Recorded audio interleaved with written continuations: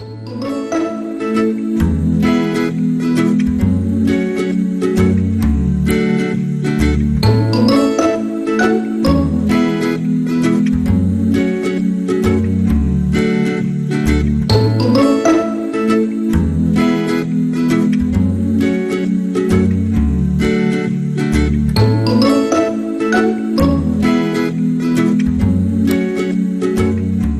guys, in this video I will discuss some important questions and answers of the chapter 4 of class 10 English textbook. The first question is, what does Sandberg think the fog is like?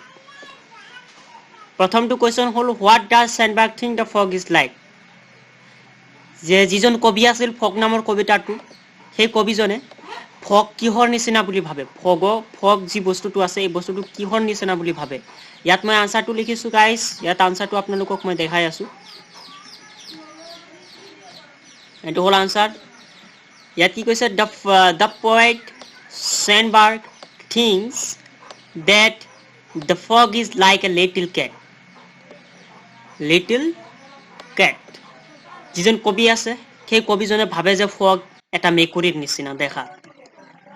তো guys, 1 number question আৰু তাৰ প্ৰশ্ন আপোনালোকক মই দেখালো।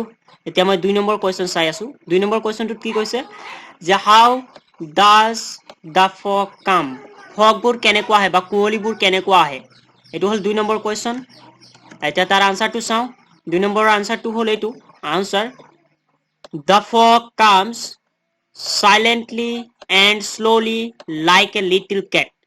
যিবিলাক কুঁৱলী আছে বা যিবিলাক ফগ আছে, ফগ বিলাক সাইলেন্টলি আৰু স্লোলি আহে like a little cat, এটা সৰু মেকুৰীৰ নিচিনা। তো গাইস, 2 নম্বৰ কোৱেশ্চন এন্ড তাৰ উত্তৰ আলোচনা কৰিলো। এতিয়া চাও আমি 3 নম্বৰ কোৱেশ্চনত কি দিয়া আছে। 3 নম্বৰ কোৱেশ্চন হল এইটো, what does it in the third line refer to?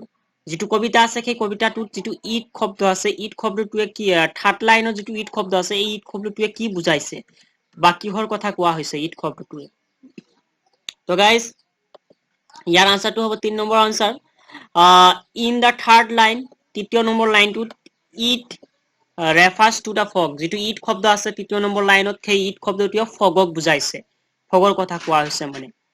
তো গাইস, তাৰ পিছত আমি আলোচনা কৰিম 4 নম্বৰ একেবাৰে last question, does the poet actually say the fog is like a cat? Fog যেম একেবাৰে মেকুৰীৰ নিচিনা খেয়া কবিয়ে কয়নে? find 3 things, এনেকুৱা 3টা বস্তু বিচৰা that tell us that the fog is like a cat, যি আমাক কয় যে যিবিলাক ফগ আছে মেকুৰীৰ নিচিনা।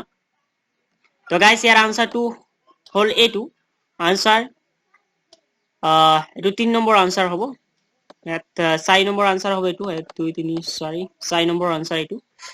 তো গাইস, এই আনসাৰটোত মই লিখিছো, the poet does not actually say that the fog is like a cat.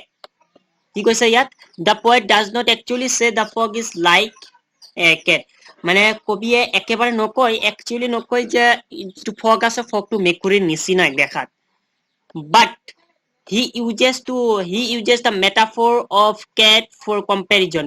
কিন্তু সেই কবিতাটোত কবিয়ে যে মেকুৰীৰ যিবিলাক মেটাফৰ আছে, যিবিলাক আচৰণ আছে, সেই আচৰণ বিলাক কম্পেৰিজনৰ কাৰণে ব্যৱহাৰ কৰিছিল, মানে তুলনাৰ কাৰণে ব্যৱহাৰ কৰিছিল।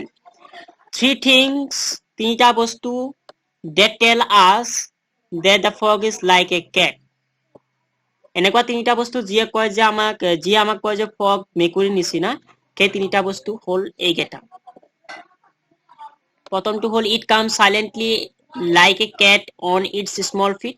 প্ৰথমটো হল যে এই ফগ যিটো আছে ফগ সাইলেন্টলি আহে like a cat, মেকুৰীৰ নিচিনা সাইলেন্টলি আহে আৰু মেকুৰীৰ ভৰিত লগ লাগি আহে। তাৰ পিছত 2 নম্বৰটো হল it looks over like a cat, এইটো প্ৰায় মেকুৰীৰ নিচিনাই। তাৰ পিছত কৈছে it sits on its haunches like a cat, আৰু এই যিটো ফগ আছে এই ফগটো নিজৰ ঠাইত বহি থাকে, নিজ বেণ্ট। ইয়াত হানসেছ যিটো শব্দ আছে, হানসেছ শব্দটোৰ ইংৰাজী অৰ্থ হল নিজ, সিটিং উইথ নিজ বেণ্ট হিচাপে বহি থাকে।